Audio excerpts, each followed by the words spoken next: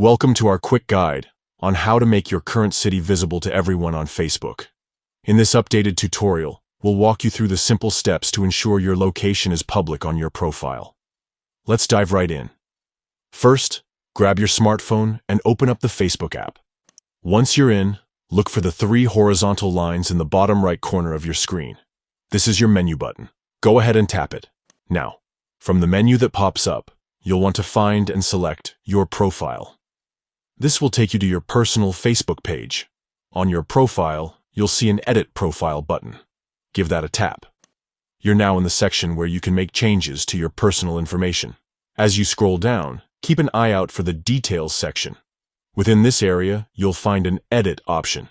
Tap on that to access more specific profile elements. Here's where the magic happens. Look for Current Town City in the list. Right next to your city, you'll spot a little pencil icon. That's your Edit button. Go ahead and tap it. Now, pay close attention because this is the crucial step. You'll see a privacy button appear. Tap on that to reveal your sharing options. From the list that pops up, select Public. This setting ensures that anyone on Facebook can see your current city, whether they're your friend or not.